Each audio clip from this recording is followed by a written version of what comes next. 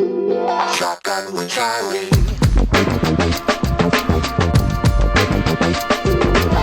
Riding shotgun refers to the practice of sitting next to the driver in a moving vehicle.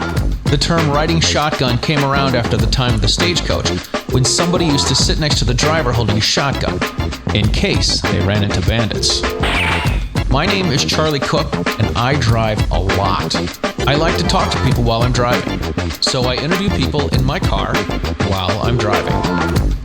Welcome to Riding Shotgun with Charlie.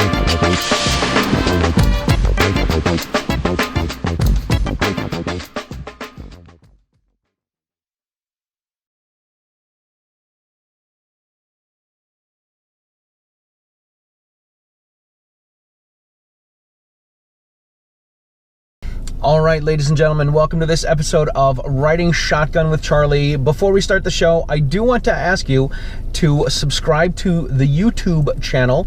That always is good to build the numbers up there.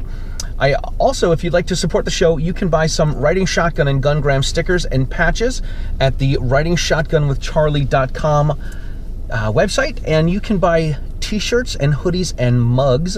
I have coffee mugs in the morning and whiskey mugs in the afternoon. And you can buy those at the Teespring store, which is teespring.com/stores/Riding Shotgun with Charlie. All right, today we are in Bellevue, Washington, and we have Julianne Versnel. Did I say it right? That's good. Oh, I didn't say it right. You just told me to. But it's okay. It's a hard name. It is a hard name. And I'm not a spelling teacher. And that's okay. Yeah. Anyway, I want to say it right. Versnel. Versnel. Versnel. It means from Versnel. From Snell. From Snell. Yeah, so it's Versnel. It's Dutch. It's Dutch. We have Dutch Julianne from Snell. Yes. Yes. Thank you for being on the show. Thank you. I am glad for coming out here. It's very excited to be out here at the SAF offices. It's saf.org, and if you are not a member of the Second Amendment Foundation, you should be. It's great to be here. It's beautiful, isn't it? It is. You can't get a perfect day. It is. It's not raining? No, it's not raining. We've got a blue sky. We're still in spring. Still in spring. I love it. Yes, but we joke around here that summer doesn't start until the day after 4th of July. Really? Yes. It can stay very cool here until then. Until then. Wow. But at the same time, it will stay light until 10 o'clock at night. Oh my gosh. See, now that's got to be difficult. That's got to be difficult when you're raising kids. Completely not gun-related issue, but still fun to talk about. If you're raising, is everything okay? Yeah. Okay. You do the car stuff, I'll drive. No, I was just turning off I'm going to save you fuel, and so you're going to feel like your car is dying all of a sudden. Gotcha. It's one of those cars? Yes, it's one of those cars. Okay. So, That's all right. That's all right. All right, so the whole staying late, does it get darker earlier? Then it does. Then what happens is, we just, because we're so far north, we'll have 14 hours of daylight. Yeah. So think about like being in Alaska, where you can have 24 hours of daylight, but then you can have 24 hours of darkness too. So that's a little crazy. Yeah, in December, people start to get a little bit depressed about it. Yes. Well, see, I remember when my kids were young, we would do the whole, you can't get up until it's light outside, right? Don't come in and bother my dad until it's light outside. And then it had to be, don't come bother dad until the little hand's on the 7 and the big hand's on the 12. Yeah.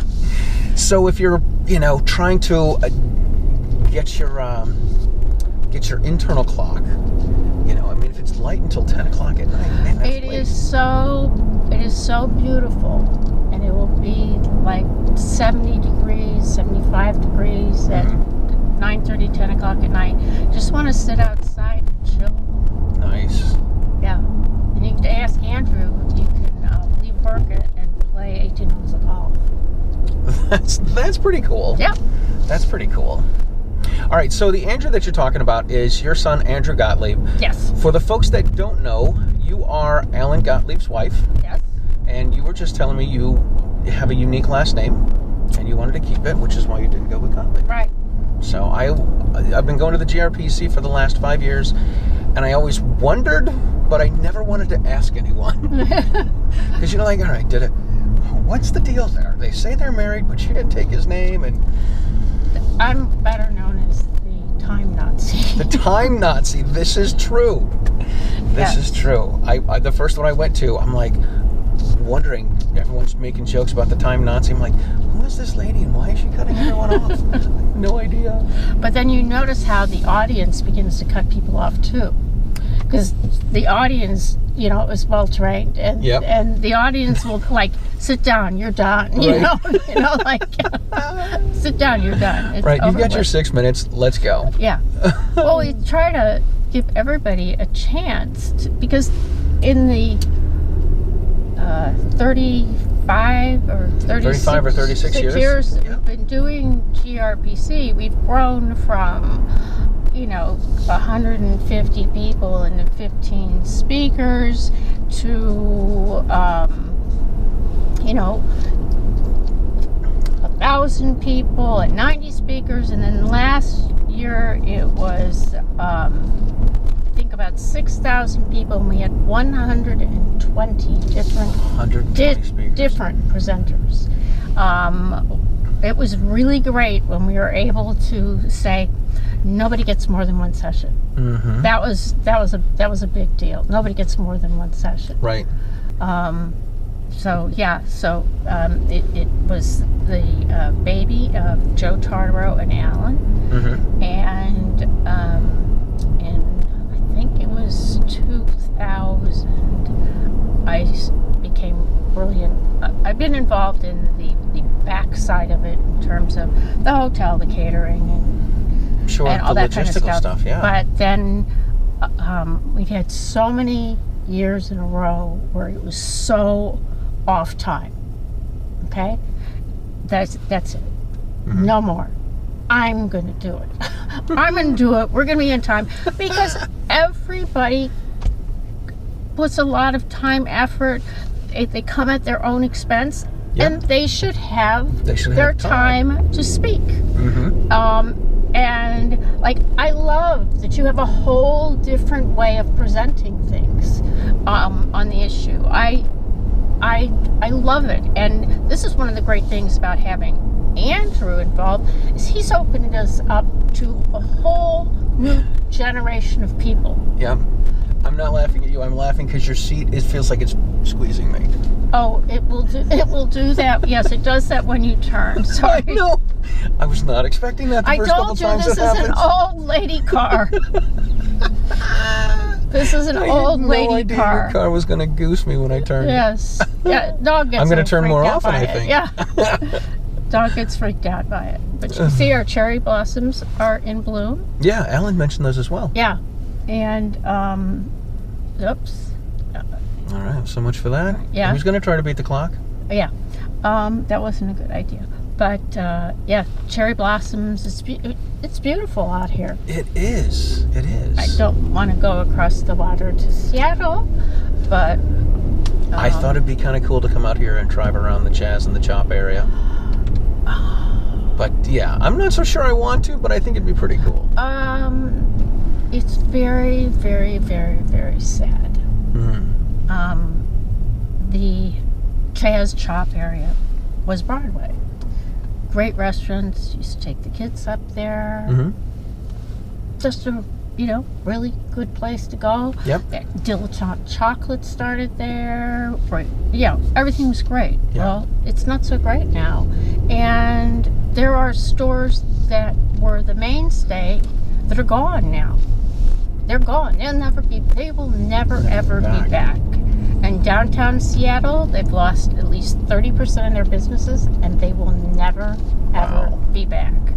It's really sad that it is this way. Here, when they had the riots here in Seattle, all of these windows were broken out. Wow. Those windows were broken out. Mm-hmm. Then there was a space where nothing was broken out except for the Total Wines. Well, I guess if you're going to have to break into a place. I I Total guess Wine, so. And then all down Total this Wine's way. got a bit better for me than Cracker Barrel. That's Oh, don't tell Alan that. He's total Cracker Barrel. Is he? Oh, I would have never guessed. All the things I'm learning. No, he is like Cracker Barrel. I am Steak and Shake. He is Cracker Barrel. But I'm sorry, Crate and Barrel. I'm sorry. No, Cracker Barrel. That was a Cracker Barrel? Did I read it right? No. You said you didn't think he was a Cracker Barrel guy, I thought. I know. I Crate and Barrel. I misread Crate and it. Barrel. That's not really his thing either. But, yeah, okay, good. They tore up so much. They just tore up so much stuff. And Let's go back to small businesses. They are, yeah. They are small businesses. We can go back to Steak and Shake. I love a Chautauqua shake from Steak and Shake. Oh. And you know what I really like? I like the stringy fries. Yes. They're the best. Aren't they the best? They are. There's no place like them, and it's not like they aren't slightly soggy.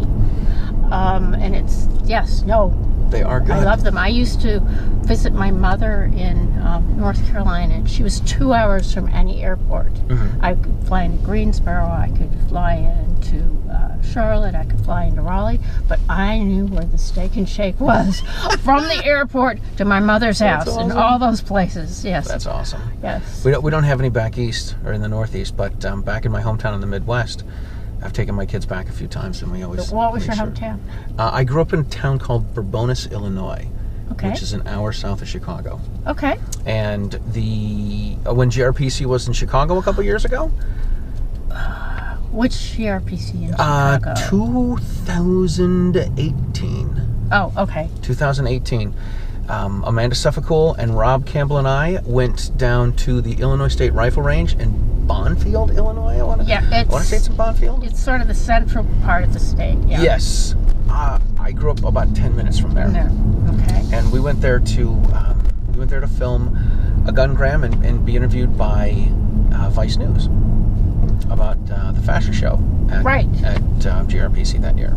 And I think they came to GRPC. All of the GRPCs in my brain are like in the same place. It's when you're ordering coffee, which I just call it the $80 a gallon hot water. And I say that at GRPC, and like people look at me, I'm like, no, you don't understand. That's this what they is charge for of plus 22% gratuity plus tax on top of that. So that's ridiculous. It is ridiculous. It really is. We figured we could give people Starbucks cards. Yeah. And it'd be cheaper. It probably would be cheaper. Yeah. One GRPC, so it would have been 2014. Mm-hmm. So, we've got, our staff is really used to doing this. We have a system down when we start and everything else. Yeah, you can't do it for 35 years and not have a system. No. Well, last year we had to figure it out differently, but... 35, not 36. Yes. Some guy who worked for the FAA was being transferred from Chicago to Honolulu. Wow. He was extraordinarily upset about that. Mm-hmm. So what he did is he went into that was Chick-fil-A. People trying to get in Chick-fil-A. It's been that for 10 years. Somebody was in a go straight lane and they wanted to turn. Okay. Well, it is also the Chick-fil-A back there. But anyway, I did see that. The guy went in and he took hedge clippers or something. He cut all the wiring, and then he poured gasoline on it and set it on fire, which meant there were no airplanes that moved anywhere from like Denver to Cleveland, or maybe even as far as New York. So we've all the speakers coming in, and all of a sudden all the speakers aren't coming in because they can't get there because air traffic control is gone. Yeah. It's just totally gone. So that was one of our more interesting years that we had. It was constantly moving around because who could come in when and what have you. I gotta make it work. Yeah. Yeah. That's so the first one you went to was the 2018? No, the first one I went to is Tampa, 2016. Tampa. Yes. Got it. That was the first one I went to. The one that was I wasn't at that one. You're right. It was Joe Tartaro's wife. No, his daughter, Peggy. His daughter, Peggy. Okay. Yeah. That's a bad mistake. No. It was his wife. No, it's his daughter. You are not the first, second, or even 1,000th person who Okay. have thought that. Whew. So, yeah, don't worry. I was don't new worry about to that. everything. Honestly, when I went in 2016, I knew Mark Walters. Okay. I interviewed him in Minneapolis, and he invited me to come speak. And I knew this other gentleman. His name is Brent, and Brent is a big supporter of all the shows in the podcast and comes to GRPC. And he's a good guy to hang out with. Brent Amston. Okay. And I should know who he is. he doesn't do he's a big supporter of everything. Okay. He listens to everybody's shows. What state is he from? He's from Minneapolis. Okay. He's probably with Minnesota gun owners. He might be. Okay. Might be. Okay. But anyway, so I knew those two guys, and that was it. And I knew people's names, and I knew people's faces. Mm-hmm. I know at that one we probably had a good 70 speakers. I remember that was when Andrew actually had to take that one over. He did a very good job. Yeah, I do remember talking with him, and he said he was all stressed out about it. And yes. He was excited about it being over. Yeah, he was excited and stressed. Yeah.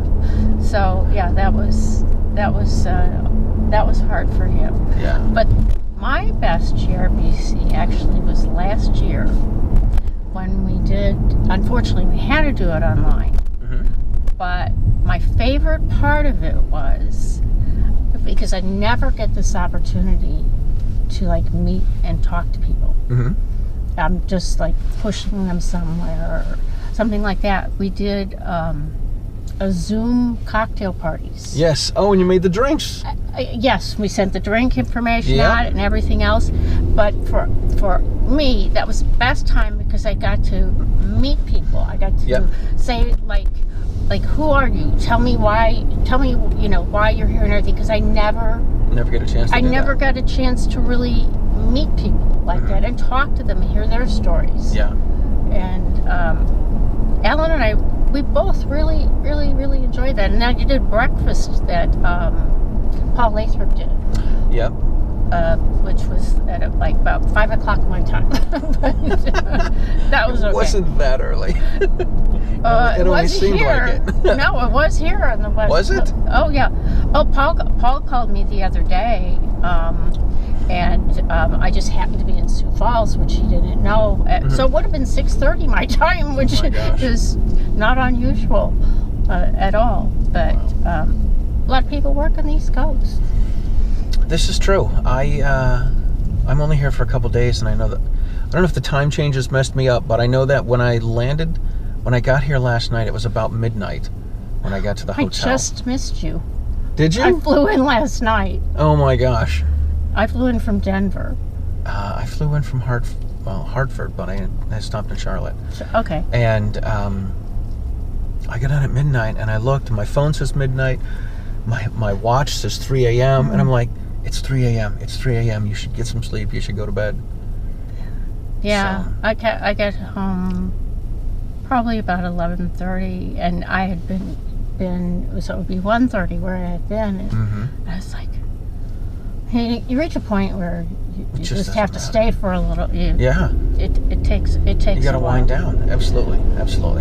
All right, so you've been behind the scenes for Gun Stuff. Let's talk about how you got into gun stuff. You said you were telling me that you've been around guns for a long time. I've been around guns. Actually, I had been around guns before I was even born. Before you were, that's quite an that's quite an accomplishment. And I have the deer antlers hanging in my office. Yeah.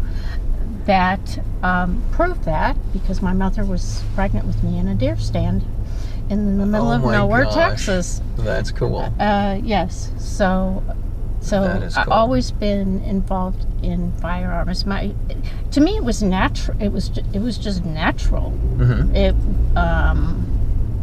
It just was. That's just how you lived. Where did you grow up? I grew up in St. Louis, Missouri. So St. Louis, I didn't really grow up in a rural area at all, but there were 6 children. I was the eldest. Mm-hmm. The next 3 were also girls. So my father was Your father really enjoyed hunting. Yeah, my father, he needed a partner, and you were the oldest. I was the eldest, and you couldn't take a 2-year-old with you, so right. He would take me duck hunting with him. Oh, that's cool. We would leave. We would go out to an area where the Mississippi, the Missouri, mm-hmm. and the Quiver River come together. The Quiver River? Yeah. So it's a wonderful flyway. Yeah. And he and some other people had the trailer-like thing and the duck blinds and what have you. So we would go out there, and so we would leave our house and probably drive an hour. Wow. There. Then you couldn't shoot until dawn. Right. Okay. And so we'd probably be there for an hour, and then I could be in my seat in the auditorium for school at 8:10 in the morning, and he would be at his office. Oh my goodness. Yeah. So I used to take after I got into gun stuff after a few years, I wanted to get into hunting. So I went and did the hunter ed class, and I bought some camo, and I figured turkey hunting would be something to ease myself into, because you didn't have to be quiet. I went deer hunting once or twice, and it was wildly unsuccessful. I'd freeze my feet off. I spent $8 on a pair of rubber boots from Walmart that were camouflage, and I got 7 pairs of socks on, and it wasn't good. And then I'd sit in a tree stand, and I'd read a book. I'd drop the book, and then I'd take a nap and wonder what I'm doing wrong. Yeah, but even you were from the Midwest, I'm from the Midwest. I know that turkey hunting is really snipe hunting. You can turkey hunt? Yes, you can, but you never get one. It's ridiculous. No, it's like hunting for snipes. Yeah, you just never get one. one. Part of it is their bills of their feathers are so strong that if you even get a shot, it's hard to penetrate. That's why you shoot their heads off. Yeah, well, my father was never successful at that either, but we had a collection of turkey calls. Oh my gosh. Well, I took my daughter was probably 6, and I'm like, well, we got a little camo jumper, and she would get up. I love my daughter. She's 18 now. She would get up to go turkey hunting with me as long as we stopped at Dunkin' Donuts and got a chunk of milk and a donut. And one time we were just hunting in town. We got out. We stopped at Dunkin' Donuts. We're the first ones at Dunkin' Donuts that morning, and we get out to the woods, and she hears a squirrel, and rustling in the leaves, and she's like, "Dad, what's that?" I'm like, "It's a squirrel." "It's a monster." "It's not a monster, sweetheart." "It is." "Can we go home?" "Honey, we just got here." "I'm scared, Dad." "Come on, sweetheart." So we were home by 6. Yeah. I would say it can be extraordinarily boring. Yeah. But hunting is really a solitary sport. It is. With the turkey hunting, you can make noise with the calls. Yes. You don't have to be quiet. You don't have to put, deer urine on your feet. No. Anyway. No, but... yes. So that's how you got into gun stuff. Let's hear the story about changing the sheets with your mother. That's a great story. When I was a little girl, somebody's got to change the sheets in the house. It didn't matter. I was the eldest, so when my mother would say, "Would somebody help me change the sheets?" that meant me, because my name was somebody. So my name was somebody. She'd always get her side of the bed, and I would get my father's side of the bed, and I would lift up the mattress to take off the bottom sheet. I would take my father's revolver, and I would put it on the night table, and I would put the bottom sheet on, put the top sheet on, and everything else, and then I'd put the revolver back under Put it back. my father's mattress. Yep. And many years later, when I was giving a deposition in a case that pertained to foster parents and their non-ability to be able to own firearms, the lawyer asked me how I'd gotten into this and what I did think about children being around guns. Right. I'm like, well, I don't see any problem with it at what's the big all. I deal? mean, I grew up this way, and we just, we moved the revolver, and she apologized then to me for having had such terrible parents that would let me do this. Of course, I just looked at her. Well, one, that was terribly inappropriate. But two, lady, really? It's ridiculous. Really? Because we know all children are idiots, and all parents are idiots, and all gun owners are idiots. Right. And anybody who wants to protect their family is an idiot. In this defund the police era we live in. But yeah, it's I grew up that way, and I grew up. My father was what would be considered very conservative, but I didn't know that at the time. Yeah. I just knew that he was a really strong believer in civil rights, but he never talked about the Second Amendment being a right. Yeah.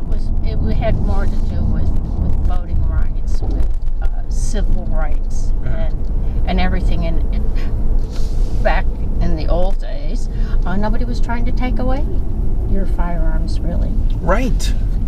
Nobody cared. Nobody cared because everyone had one and it wasn't a big deal.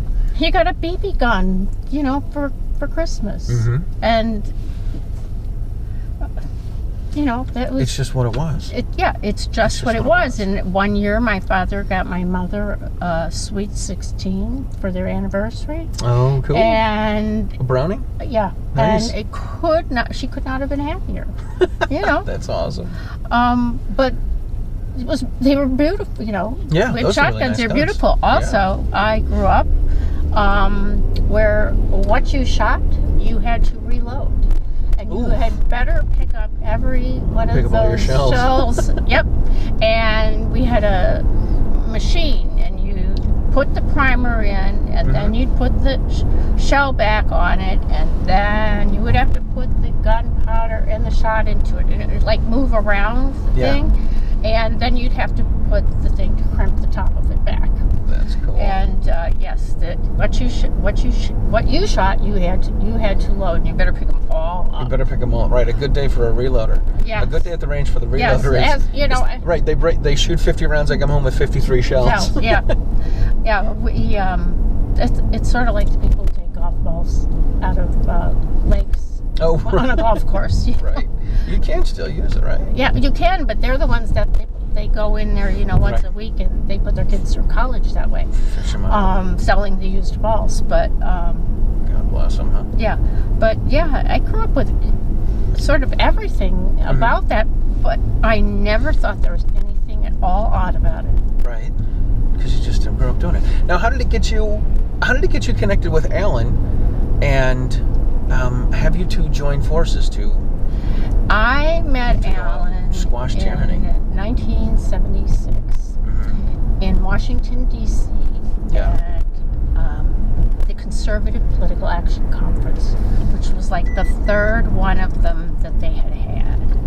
And I was at the Mayflower Hotel, and I was running press then. For the American Conservative Union. Alan went on to the American Conservative Union board. He was the youngest person to have ever gone on to the ACU board. Now I think he's the second longest serving member on the ACU board, but that's where I met him in Washington, D.C. And I was only doing a project for the American Conservative Union, and then I went to the National Taxpayers Union. Wasn't having such a good time there, and Alan said to me, we're we're really ramping up the foundation, and it needs somebody to come and help. I said, okay, it's June, it's in the middle of summer, it's in Washington, D.C., I could sublet my apartment, and what he needed me to do was stuff that I had been doing before. So I said, sure, I'll come out and I'll, help you set up these things. Right. So for the Second Amendment Foundation. And I actually met Alan because I was dating somebody who worked for him. Oh my. Yes. I work for, Does he work for him still? No. But it was, it was a totally friendly thing. Yeah. So yeah, and then a couple of years later we got married, and we've been doing this ever since. That's amazing. Yeah. You do a lot of the behind-the-scenes stuff. You do a lot of international stuff. You keep yourself pretty busy. Yes, I do. Yeah. I was always very, very lucky in that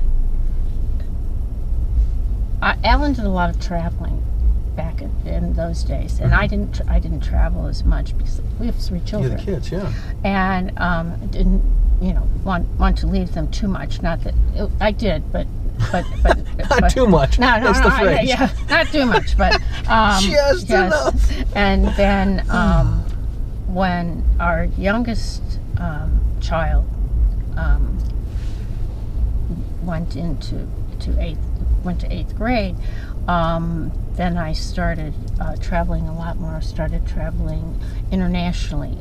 The Second Amendment Foundation is on the executive committee of the World Forum for the Future of Shooting Sports Activities, which is an international organization. And we get together. I represent the foundation on that. You'll be shocked to know that I am the only woman. So shocked, not shocked. Yes. So I am the only woman, and yes.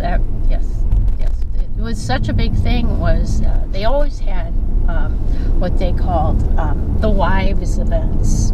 So when there would be one of the conferences every year would be somewhere else, and people would bring their wives. Okay, but I didn't have a wife, So you hung out with the guys? Alan got to hang out with the girls? No. Yes, Alan got to hang out with the girls. He went and he would go. They would have shopping trips and stuff, and he would buy me stuff. And these women were like, "Oh my gosh, he's the greatest guy in the whole world." He's the best. He's just the absolute best. But yeah, so they had to change it from the wives to the spouses. They changed it to spouses, or maybe partners. Maybe the Europeans were getting a little politically correct then, but.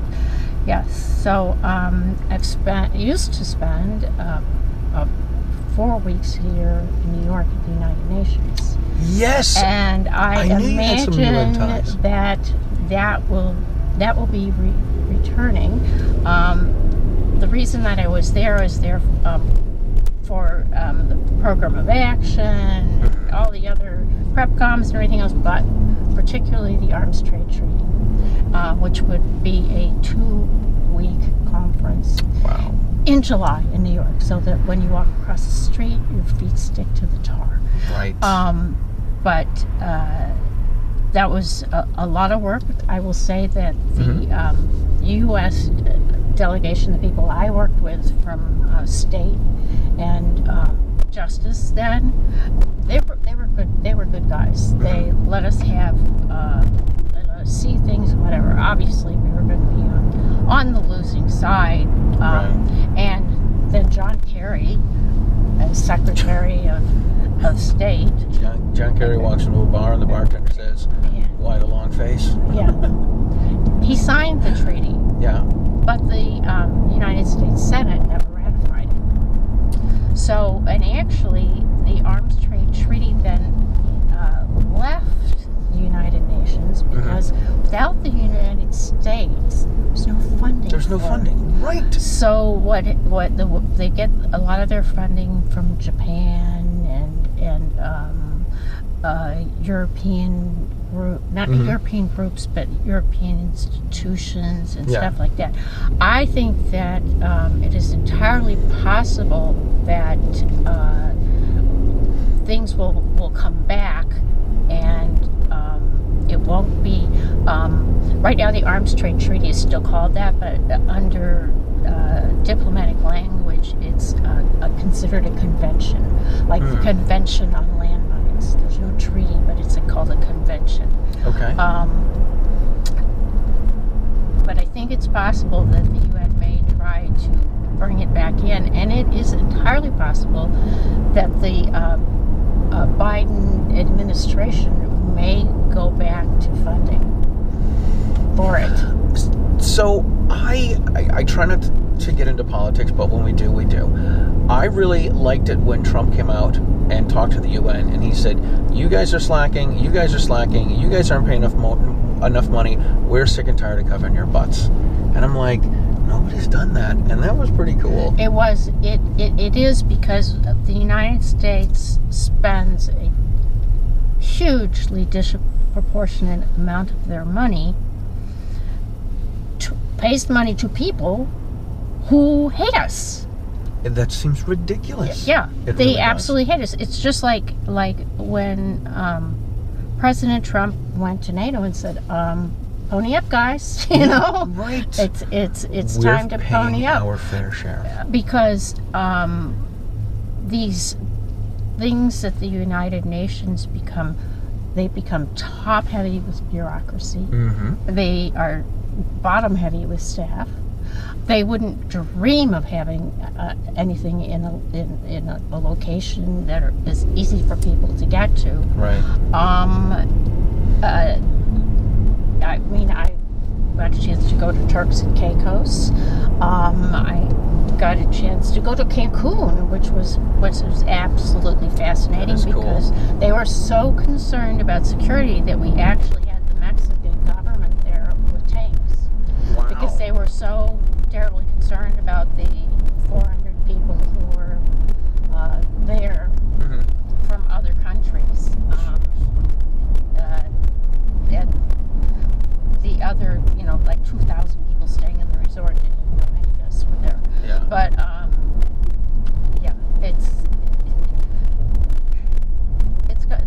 it's gotten to the point where it's beyond ridiculous. Yeah, But I'm with you. Everybody has to find a problem and then find a solution that isn't going to fix the problem. But right. Sounds good. Sounds good. Looks good. Let's do it. Yeah. And it's ridiculous. Yes, it is. That's a challenge internationally. One of the things that has happened over here now that's come over from Europe is the lead bans. Oh yeah, which is why it's difficult to get ammo. Right. Well, you cannot have lead for shooting for game. Yeah. So then they're working with steel shot and other things, and actually steel shot is harder to get out of the game and make sure that there's nothing left in there, because in Europe, game is sold in grocery stores. I did not know. Here that. you can't do that, but in Europe it is. Yeah. It's very typically sold. Wow. So they have all kinds of different regulations. And they can't. It's harder to get the steel out. It's harder to get the steel out, and it damages more of the meat. More the meat. Yes. I just know that from studies and the environmentalists and stuff who have come and spoken. That's pretty wild. But yeah, it is. And in Germany, if you want a silencer, you just need to prove one of two things. Yeah. Okay? Either you live near a graveyard. A graveyard? Yep. Or the noise hurts your dog's ears. So you can get a silencer, yeah. But it's hard to get the gun. But if you're going to have a gun, you may as well. Yeah. Have the silencer. God. Yeah. That's crazy. Yeah, crazy laws. That is. Crazy laws all over the place. That is. Why the graveyard? They're already dead. Is that a sign of respect? Yes, I think it's a sign of respect. Okay. But All right. the Germans always, you know. The Germans. They have interesting ways of dealing with things. You know, in Germany, something like the Second Amendment Foundation, or something like the Illinois Shooting Rifle Association, or something like the American Turkey Federation, they would get funds from the government. Really? Yeah, and that's common in Europe. They would get funds from the government. Wow. So they're serving two masters. Interesting. Yeah. Very interesting. Yeah. That's crazy. It is crazy. It is crazy, and that's, I guess, why some of us get more frustrated with the Germans than others, because it's like, guys, you know, like, oh, remember which side you're on, but right. But it's actually, I've gotten to see places. I've got to see some incredible museums with firearms. I got to go to the big gunsmithing school. I want to say it's near Belden, in Austria. I've got to tour the Glock factory. Wow. In Austria. See, I need to take the show on the road and go international. Yeah. Yeah. Well, once I get things straight over there. Right. Gaston Glock's in his 90s, isn't he? I think he's still around. Yeah. Yeah, he is. I'm close friends with two of his sons. All right, you got to put a good word in. Okay. See if you can get me to go to Austria. I have to learn how to drive on the other side of the road. Gaston is. He's in Georgia, right? Oh no, Gaston is in Austria. He's in Austria. Oh, Gaston is a soap opera show. Oh, you have no idea. Oh, he's a soap opera show. This is going to have to be another show. Absolutely, and a bottle of wine or two or three. Nice. Oh, that is a soap opera. But Too funny. How do we get back to the home office? We go straight. Straight, but not until the light turns green. Of course. And then I will show you where to turn. All right. Sort of zigzag back our way Okay. in. I know we missed it on this the one building road. was here last week. Yeah, you know what's really funny? I was with Alan, and we drove by something, and they tore a building down. He's like, there was a building here last week. Yeah. And now there's one they just put up. Yeah, it's yeah, things are very, very. This is wild. He said you guys have been here since, I think he said since 1972, and there were only, the tallest building in Bellevue was 3 stories. 2 or 3 stories, yeah. Yeah. Which is pretty wild. It was 3 stories, and actually the hospital here was 1 story, and in order to get better accreditation, they had to build more stories because they could only have so much room or something. So you want to slow down now and get into the turn lane. Get into the turn lane. We're running over the turtles. Yes, the next one where you see the blue car sign there's Snyder. You want to turn left here, and we'll zigzag back to the office. Zigzag back. All right, excellent. Okay. Anything else we can wrap things up with? Well, everybody can go and get a riding shotgun with Charlie patch. Or a sticker, which I will stick on the back of my car underneath the monogram, so you can appreciate that. I'm going to get a picture of that. Okay. You can also get the gungram. Which way do we zig? We zig to the right. Zig to the right? Yes. Oh my gosh. Okay. Taking you in the back way. You can get the gungram. Oh. The gungram stickers. I got a couple of those for you as well. These are for you. Okay. I'm not sure I want to put that on my car. But, you know. This is how bad of a person I am. I want people to buy my stickers.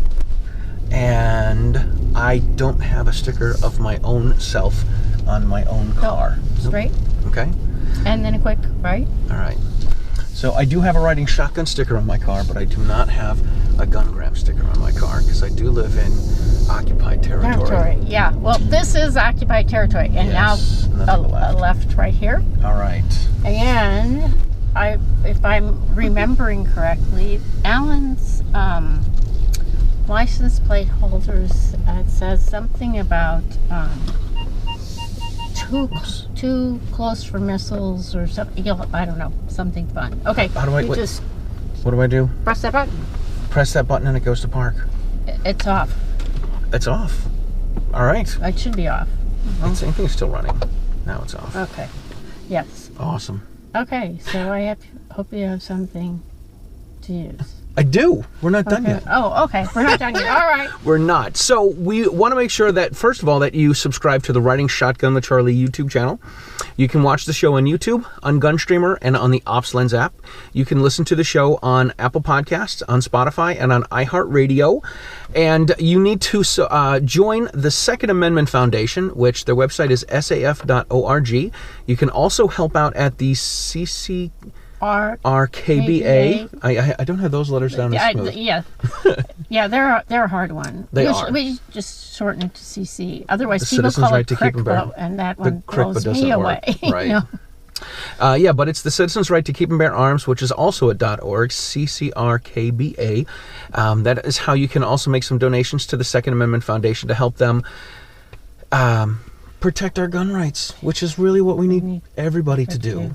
Yeah. With the 8 million plus gun owners, we need to get more people involved. We need to get them to recognize the civil right, which is where I spend my time, and that's my focus.